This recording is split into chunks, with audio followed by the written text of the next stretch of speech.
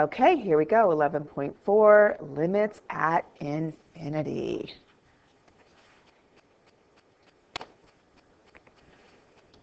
Today is the senior's last high school math lesson ever. I know that you probably aren't crying like that. All right, so here we go. We've been doing limit problems where x is approaching maybe 4 or x is approaching 0, but today's lesson is going to be focusing on limit problems where x is approaching infinity. So that's what's different about today's lesson.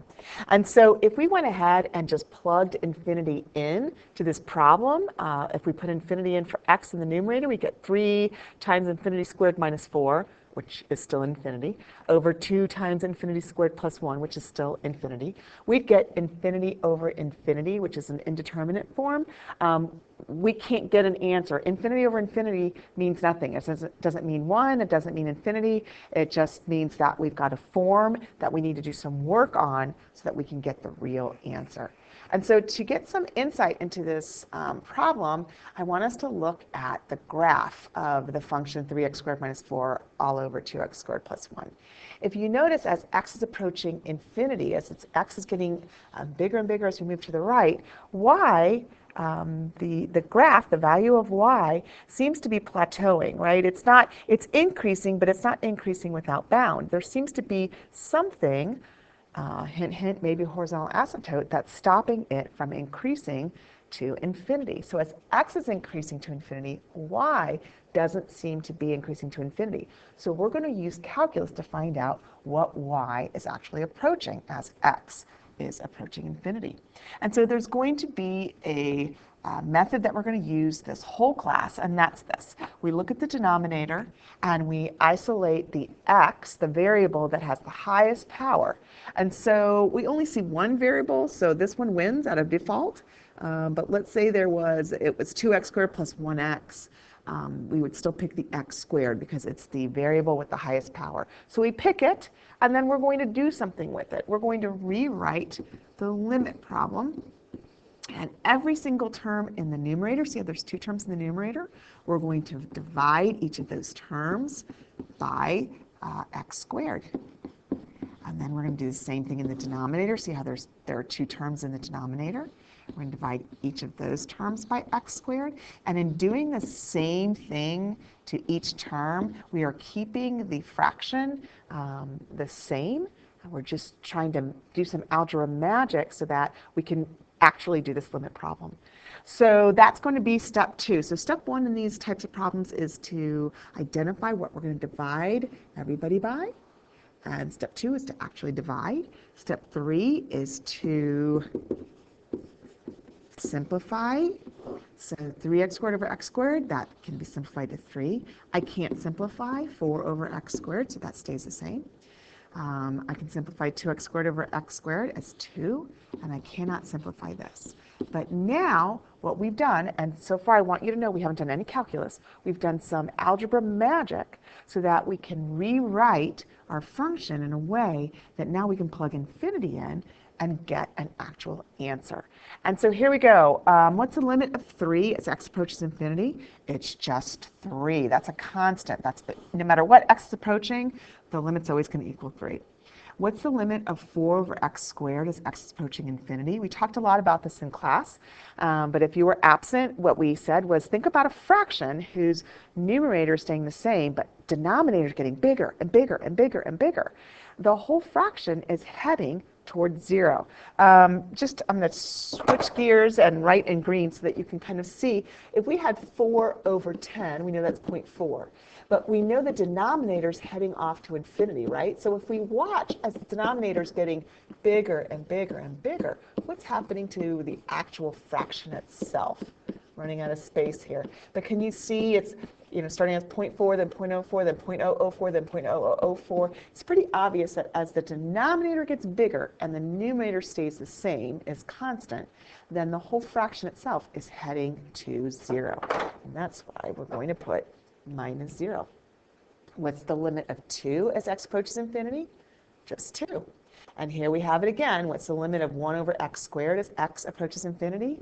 Well, that's going to be 0. And so we can take it one more step and we can see that the answer is 3/2. So the question was, what's going on with y as x increases without bound? What's the limit of y as x is heading off to infinity? And we've got it. There is something that stops this y, this function, from getting any bigger. And it is a horizontal asymptote. It is 3/2. So this connects with what we learned first semester in chapter 2. We learned about horizontal asymptotes, and we talked then about how horizontal asymptote affects end behavior of the graph. It affects the right side as far as we can see and the left side as far as we can see. It affects end behavior. And we memorized 3 rules when we were doing this first semester. We said, well, if we're looking at a function, right, where maybe we have 3x squared minus 4 over 2x squared plus 8, and we see that the exponents, the highest exponent, are the same, then we know that it has a horizontal asymptote and it's equal to the ratio of the leading coefficients. So if we look back at what we just did, we can see that we're like, oh, we can use our old rule, right? We see that x squared and x squared, the powers are the same, the exponents are the same, and so we can know ahead of time, even before we do the calculus, that our answer is going to be 3/2. Now, I need you to understand, though, if you see this on the test and you just write 3/2, you're not going to get any points, right? Because you would be using the Algebra 2 method. You wouldn't be using calculus. I'm going to be grading you on the calculus that you understand.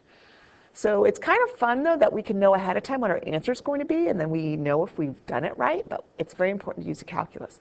And then we know that when it's bottom heavy, and remember how we called functions that were bottom heavy? Maybe there's a x to the 4th on the bottom and a 3x plus 1 on the top. We know that if the denominator has a higher exponent than the numerator's highest exponent, then our horizontal asymptote is going to equal 0. And then what if we had something like 5x to the 5th over 3x squared minus 4? Here, the top, the numerator, has a higher power than the highest power that the denominator has. And so there's not going to be a horizontal asymptote. That kind of graph is either going to increase or decrease without bound as we look at the end behavior of the graph. So when we look at this next one, we can see that it's bottom heavy, right? So we can predict that the answer is going to be 0 because the limit of this function as x approaches infinity is really asking us, hey, is there a horizontal asymptote? Is this function, as we look to the very far right at the end behavior to the right, what does this function do? And is it stopped by a horizontal asymptote? So here we go. We're going to use that same method. We are going to, and let me just check on the time. Okay, we are going to isolate the variable in the denominator that has the highest power. And that is what we're going to use as we divide each term in the numerator and each term in the denominator. And do the same thing. Sorry, each term in the numerator, that was 2 terms. And then we're going to divide each term in the denominator. And of course, that's cubed, not squared. All right, and my next step, I'm just going to go ahead and work this way. My next step is going to be where I simplify. I cannot simplify 3 over x cubed, but I can simplify this. I can simplify this, and I cannot simplify this. All right, did I do this right? Because something's looking a little fishy here. If I'm dividing everybody by x cubed, this is the problem. Boop.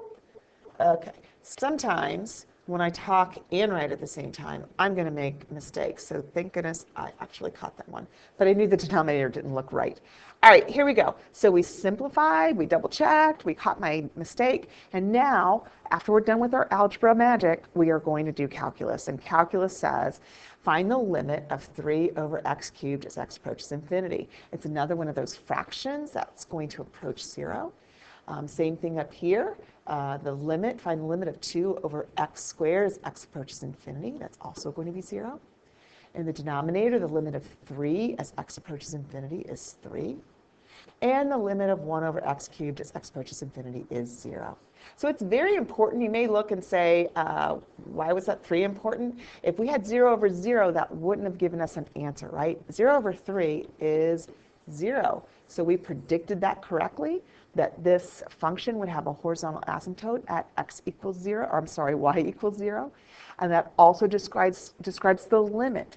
If we graph this function, if you wanted to pause this and graph this on Desmos, you could see that what the graph is doing at the end behavior going to the right is it's limited. It can't pass 0. There's a horizontal asymptote there.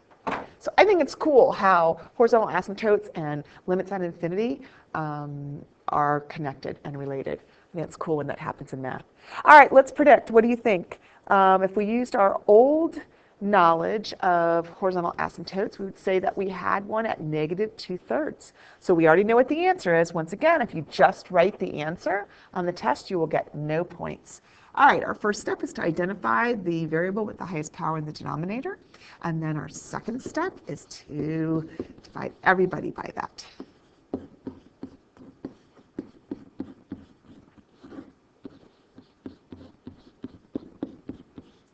Okay, our next step is to simplify.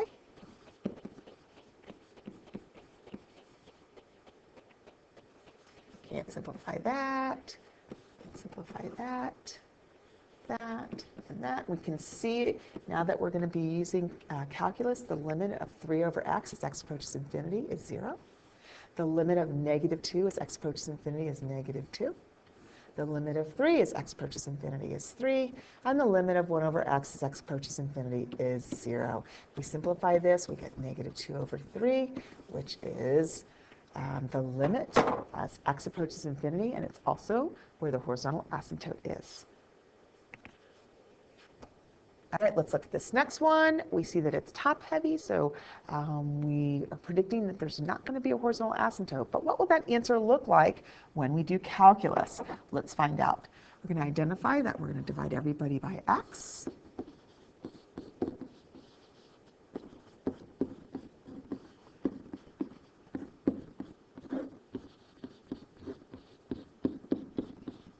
Then we're going to simplify.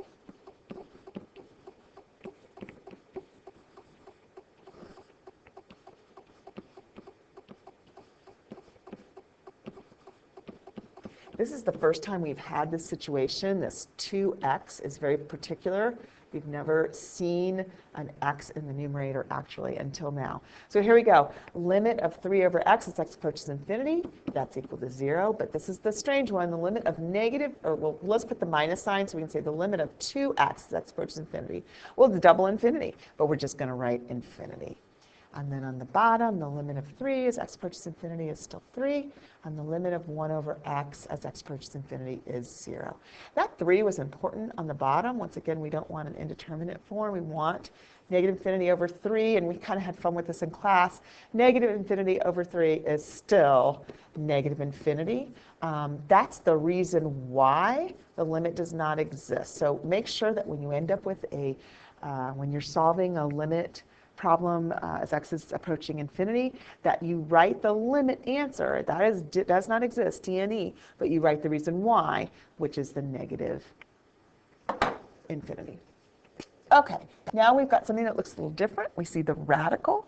And so when we are isolating that, when we're identifying it, we see that we can't really, it's not really an x squared, right? It's really the square root of an x squared. So we're going to come over to the right and do some work. What's another way of saying the square root of x squared? Exactly. That's the same thing as saying x. So what we're going to do is we're going to get a little creative with our algebra here. Once again, we're not doing calculus. We're still doing algebra until we actually start taking the limits. So when I see the negative 3x, I have a choice. I can divide negative 3x by the square root of x squared, or divide it by x. And I'm going to choose, of course, to use x. It has the same value, so I'm going to go ahead and do that to both terms in the numerator. But when I look at the denominator, this square root of x squared plus 1, this is one term bound by the square root. And if I divided it by x, let me make this bigger. If I divided it by x, I wouldn't be able to continue to do my simplifying. I'd be stuck. And so instead of using x, in this case, I do want to use square root of x squared. This allows me to do the next step, which is to simplify. So now we're going to go ahead and simplify. We'll have negative 3 plus 1 over x all over. Now, when I see a square root over square root, I'm reminded that I can write it this way. Now, this problem is going to be interesting in that the numerator is already simplified. The denominator needs to go through quite several more steps. So let's go ahead and bring it down and just know that we're just going to rewrite the numerator over and over again a couple times. I'm going to rewrite what's underneath the square root sign as two separate fractions. Now in class, we took the time to do baby math to the side to show why we were allowed to go from this step to this step, and to go from that step to separating them into two fractions. So feel free to do the same thing on your own time, but just know that I'm following the law. I am following algebraic rules. I am not breaking any algebraic laws in any of the simplifications that I do. So I'm going to go ahead and simplify finally what's underneath the root. X squared over x squared is 1, and I cannot simplify this. Finally, after all of that algebra, I am going to do some calculus. Here we go. Limit of negative 3 as x approaches infinity is negative 3. Limit of 1 over x as x approaches infinity is 0. Limit of, now this is going to look a little different. I'm going to work with my limits underneath the square root sign. So just go with me here, okay? Limit of 1 as x approaches infinity is 1. Limit of 1 over x squared as x approaches infinity is 0. So that we're going to end up with, I'm running out of space here, we end up with negative 3 over square root of 1, which is negative 3 over 1, which is negative 3. Okay, we didn't even ask ourselves if we were going to predict that, but that is the answer. So that one you may want to pause, you may want to rewind and listen to that again. That was the toughest one so far. So we're looking at something that is exactly the same problem, except x is approaching negative infinity. So we're going to use a very similar idea, where when we identify what we have to divide by, we're going to be okay in the numerator by dividing by x. And in the denominator, we're going to do almost the same thing. So I'm going to write the same thing, but then I'm going to stop and go, wait a minute. We took something for granted in the last problem. We said that this always represents this. And actually, that's only true if x is positive. So for instance, let's say that we know that x is positive, which it was in the last problem. X was heading off to positive infinity, so x is always going to be positive. Let's say x is a positive 4. Well, if I plug in a 4 here, square root of 4 squared, yep, that is 4. Those two are the same. But in this problem, we've got a problem, because our x's are going to be negative. So let's think about that for a second. Let's say instead of a 4, we wanted our x to be negative. So we said, okay, we're negative 4. Let's see if that's the same thing as square root of negative 4 squared. Uh-oh. If you put this into your calculator right here and you hit enter, you know what it's going to spit out? It's going to spit out a 4. Okay? Of course, it is going to. A square root can only spit out a positive number, right? So, but 4 and negative 4 are not equivalent. They're not the same. So while these two problems look very similar, what we're going to have to do is note that this right here, this square root of x squared, if we don't do anything right now, we're saying x is a positive number. But we know as x heads off to negative infinity, it has to be negative. So we're going to go ahead and put that negative in front of the root x squared. If you want to rewind that and listen to me say it again, that's great. We talked quite a bit about it in class, but for the tutorial, I want to keep it pretty short. So I'm going to go ahead and I'm going to do the same type of simplification that we did in the problem before it. Right, we'll simplify the numerator. We'll rewrite the denominator, x squared plus 1 over x squared. Note that this negative is now just going to kind of boop right to the side of the square root. Same thing. It's once again just using algebra laws correctly. So here we go. We're going to simplify. Boop. Don't forget the negative. We're going to simplify what's underneath the radical. And one more step.